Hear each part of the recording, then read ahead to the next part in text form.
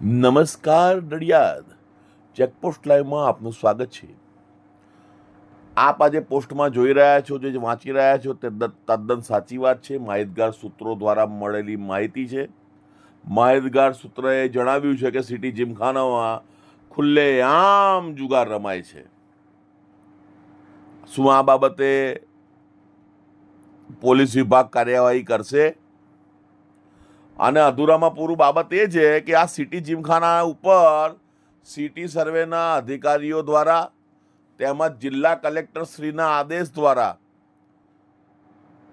City gymkhana નડિયાદના પ્રવેશ દ્વાર ઉપર દરવાજા ઉપર એક નોટિસ ચોંટાડવામાં આવી છે કે આ બિલ્ડિંગ ખાલી કરો, પરંતુ આ બાબતે કોઈ પણ પ્રકારે આદેશનું પાલન કરવામાં આવ્યું નથી. અને સિટી જીમખાના બિલ્ડિંગ રાજકીય ઈશારે, કોઈ રાજકીય મોટા માથાના ઈશારે સિટી જીમખાના બિલ્ડિંગમાં જુગાર રમાય છે અને ખુલ્લેઆમ રમાય છે. અને આ બાબતે યોગ્ય કાર્યવાહી થાય તેવી નડિયાદની જનતાની માંગણી છે.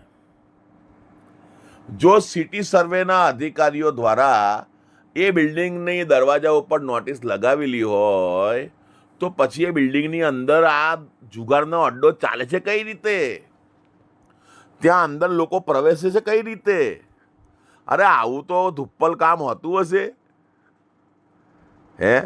અરે થોડુંક તો પ્રેક્ટિકલ કામ કરો પ્રભુ. પ્રશાસનના અધિકારીઓને કહું છું, થોડુંક તો તમે પોતાની ફરજમાં થોડીક તો ઈમાનદારી રાખો. આટલું બધું નોટિસ ચોંટાડી તેમ છતાં અંદર ઘૂસીને લોકો જુગાર રમે છે અને બિલ્ડિંગ ચાલુ રાખે છે. અને બીજી બધી બાબતોમાં તમે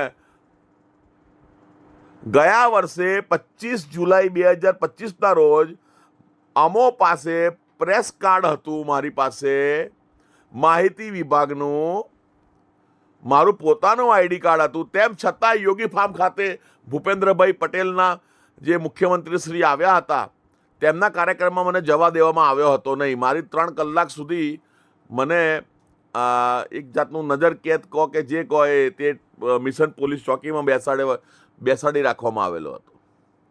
અને એ બાબતે મેં છેક સુધી ફરિયાદ કરેલી છે, પણ હજી સુધી એનો કોઈ નિવેડો આવ્યો નથી.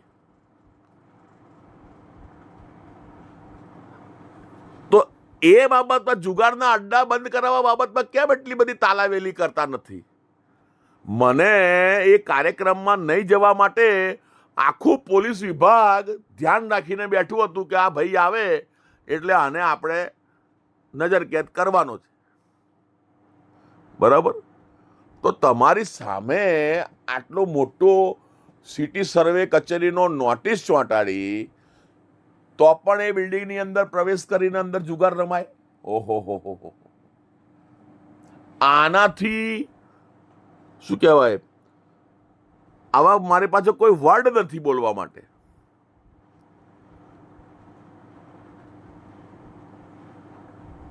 જય હિન્દ, જય ભારત.